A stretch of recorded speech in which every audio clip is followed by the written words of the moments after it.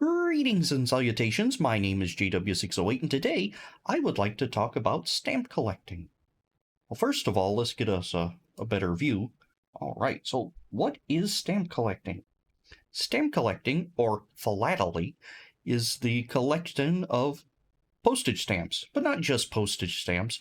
You could collect stamps, or you could collect the whole envelope with the stamp on it. We call that a cover. You can collect postal history. Uh, Not just the envelopes and the stamps, but things that went along with them. Postcards, types of things are included, including revenue stamps, tax stamps, hunting stamps, the duck stamps, and all types of things. But right now we're just going to look mostly at postage stamps. So why do people collect stamps? Well, there's several different types of people. I'd like to talk about a couple of them. First of all, you have people who love history, because each of these stamps has a story. Not just the image on the stamp. Like, there's a story here about President Kennedy, and there's a reason he's on a postage stamp. Here we have Youth Month, saluting Youth America. Was it September 30 through... Oh, September 1st through 30th, 1948. There's a story why that image is on that stamp. Sometimes they're kind of boring stories. Other times they're very interesting, like the story of who this man is. What country is that? Belgium. I'm unfamiliar with Belgian history, so that could prompt me to say, who is this man, and go look it up.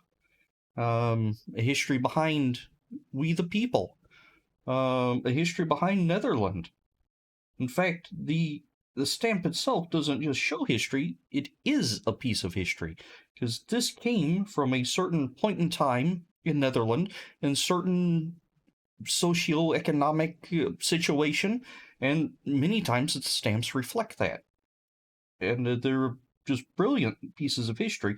If you're the person who likes to sit down on Wikipedia and just browse and click for hours and read and read and read, I think stamp collecting is for you, because that's what this is. Just stories after stories, and not just the images on the stamps or the stamps themselves, but also the printing of the stamps. That also has a good deal of things to do. All right, what's going wrong? Oh, camera didn't like that. All right, hold on. Let's see. What have I done? There we go. Learning this new camera software. All right. Um. Collecting stamps. Now, there aren't just those who like the history, although there are those. Most philatelists enjoy the history. A philatelist is a stamp collector, but most philatelists enjoy the history of the stamps, so the images on the stamps, who this person was, going and researching, learning more about even the printing of the stamps, and how a stamp was printed, and how it was made, and how this one differs from that one, and all those good things. And then there are those who just enjoy the pictures. They think, oh, I like that picture. I want it. It's like collecting tiny pieces of art.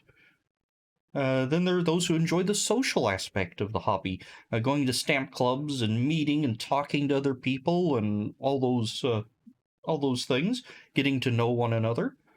And there's another type of collector that is generally frowned upon, but there's nothing wrong with it. That's the ones that's interested in the money, because there is money in stamps. Now, there's no money in these stamps. These are all incredibly common and used. Used? Yeah, you're used. It's not. Oh, there's a cancellation.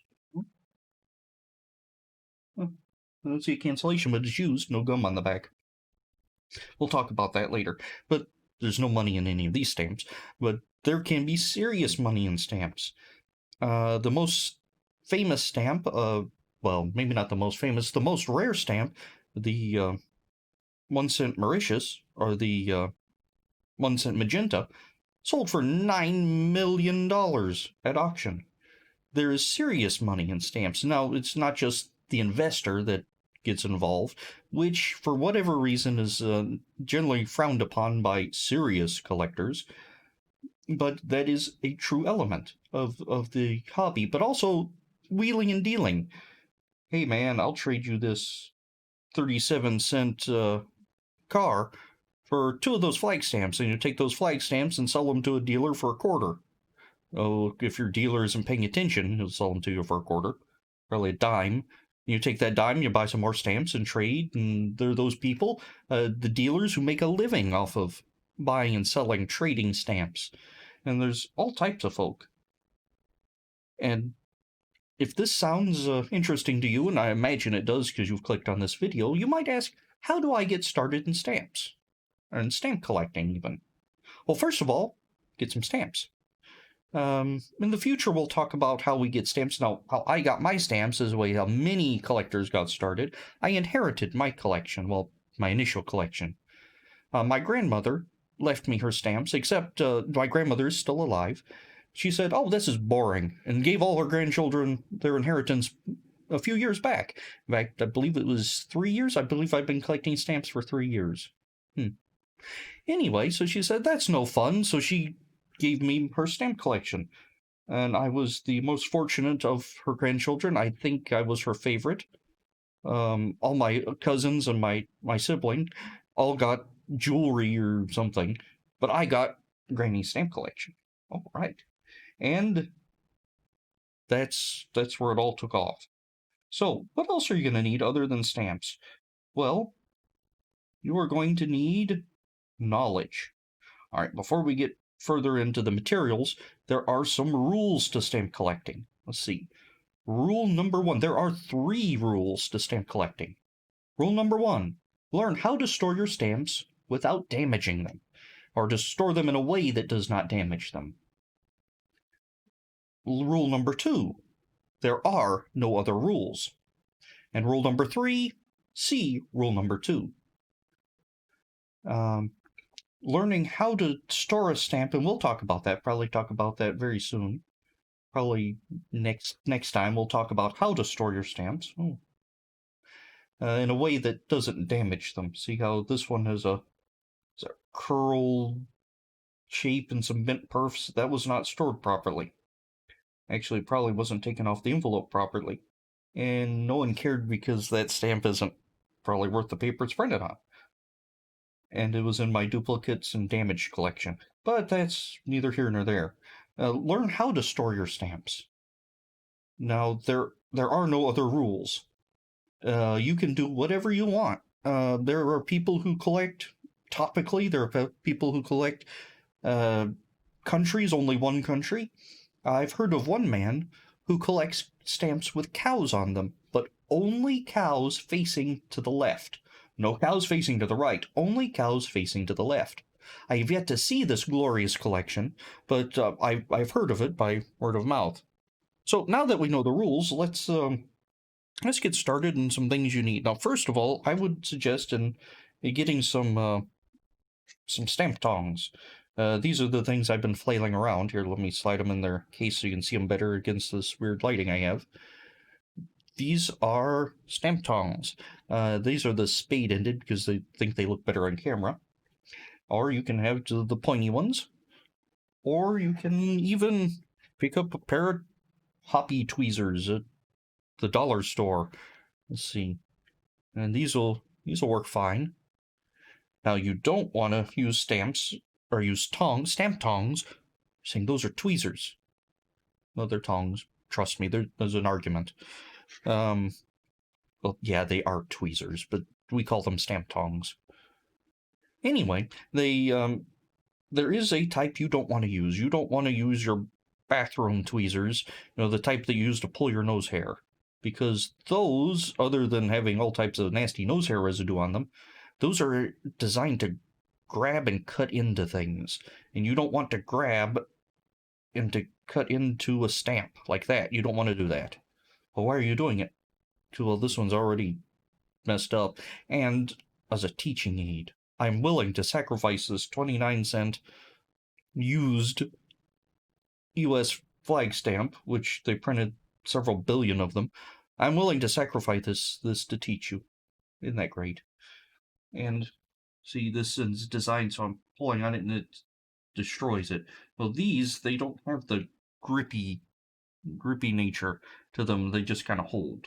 So I personally would invest in a good pair. These are Showguard, I believe. Well, that's hard to read. Yeah, they are Showguards. That's the brand, made in Germany. Pick them up for like $10, or at least I did, $10 each. That's a lot of money for tweezers. Yeah, but once you start using, move away from hobby tweezers and actually get a pair of stamp tongs, you'll say, why didn't I spend the money sooner? That's what I learned. All right, but just don't use these. And try not to use your fingers, because you have all types of nasty stuff on your fingers, like oils and Cheeto dust and all that jazz. So don't use your fingers for stamp collecting. So let's see, what is another thing you might need? Let's see here. Something that you might need would be some sort of magnification, like a little magnifying glass. I don't have any here, but when I first got started, I went to Harbor Freight, which sells cheap tools. There's a dusty magnifier. I don't use this one very often. But I went to Harbor Freight, which sells cheap tools, and I bought a bunch of jeweler's loops. You know, the little round things that you put up to your eye. I actually put my hand up to my eye, even though it's off camera. And the jewelers used to look at, well, jewelry. Well, I bought a set of those and used those for a long time. Then I acquired this. Wow, that is filthy. Huh. I need to clean my magnifying glass. Well, it is a huge magnifying glass that has 3 magnifiers, the big one, a smaller one here that's a little more powerful, and a tiny one in the handle that is very powerful. And it has a button on the side, because this one has a light. That doesn't show up real good on my super lit background here, but I found this incredibly handy, having a magnifying glass with a light. This is what, an Eden 36. I have no idea what that means. Actually, I think my mother found this and she said, hey, JW, you need this. So I said, thank you. I also had one that hooks to the desk and has the arm with the magnifier and the light. Well, that one, I never could get it at quite the right angle. Then, because I'm clumsy, I went and kicked the thing. So that didn't work great.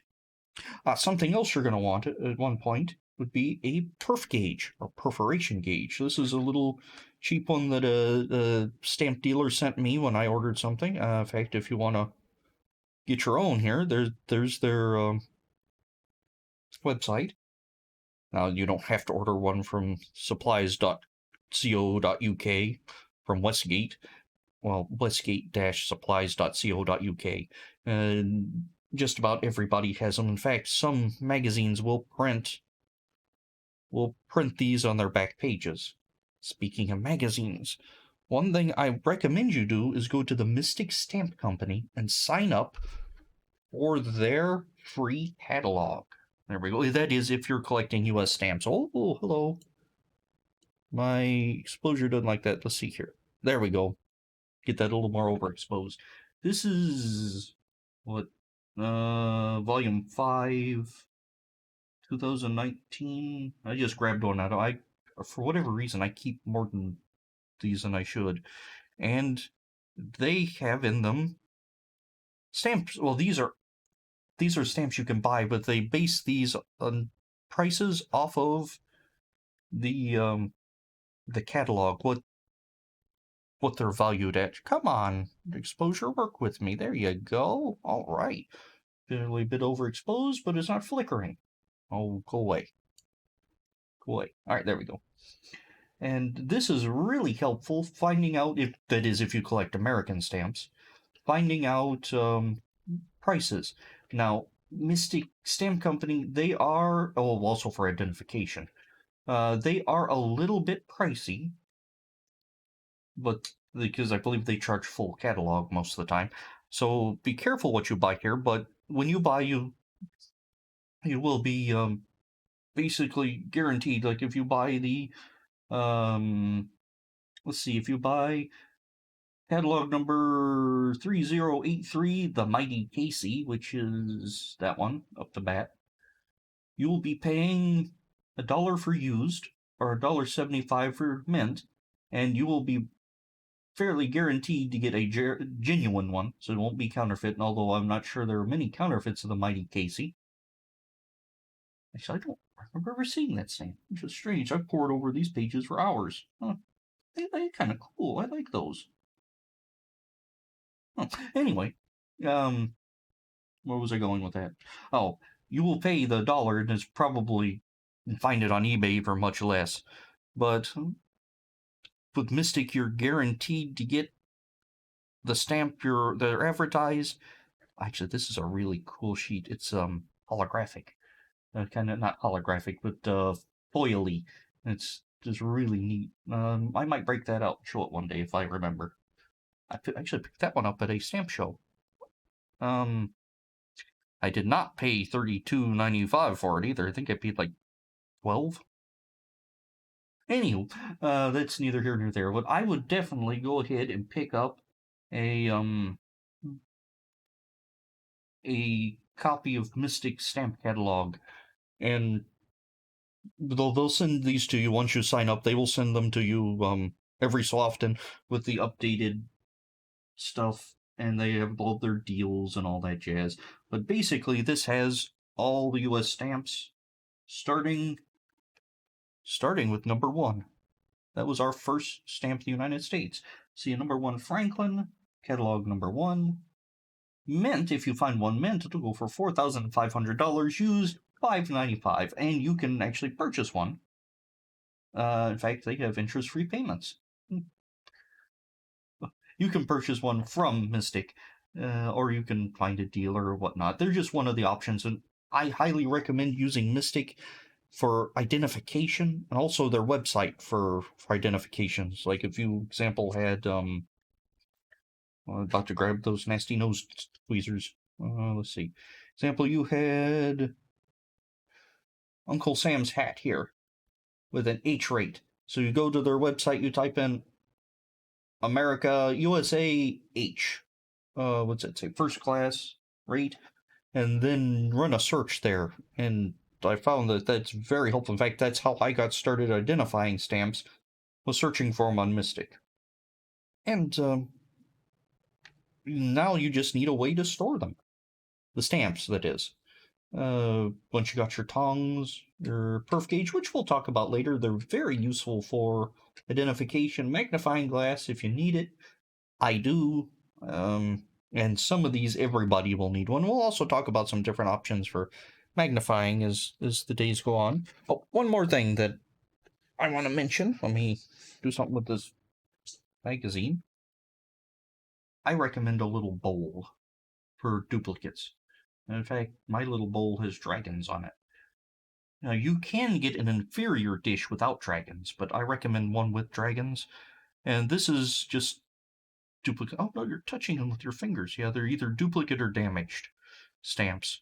And when I'm going through a group of them, when I see one that I know I have the fireworks flag. I think I have most of the varieties. And it's on paper, and I hate sweeping stamps. I know I have that one, and I know I have these flowers, and I know I have a dozen of these postage due 5-cent Americans. Just throw them in the bowl. That's what I do. Then I'll take, once the bowl is filled, which is not quite yet, I'll go move them to a different container where I keep the rest of my duplicates. There you go. Not exactly sure what I'm going to do with my duplicates, but hey. And also I throw damaged stamps in here too. So, those are the things I recommend starting out. So, get those, and you are well on your way to becoming a philatelist. All right, well, I have been JW608, and this has been my base introduction of philately. As we advance in this series, we'll talk more about some more specifics. And until then, happy stamping. Happy stamping? That's a dumb catchphrase. I'm never going to say that again. Go out and philatelize. That's even dumber. I just better be quiet now.